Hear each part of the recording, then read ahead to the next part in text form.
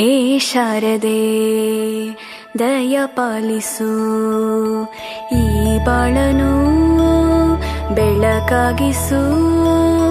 ಹೇ ಶಾರದೆ ದಯ ಪಾಲಿಸು, ಈ ಬಾಳನು ಬೆಳಕಾಗಿಸು.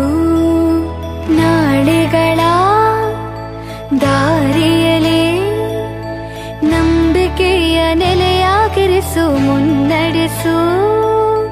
ಕೈ ಹಿಡಿದು ನಾವಾಡೋ ಪದ ಪದದಲ್ಲೂ ಸಂಚರಿಸು. ಹೂವ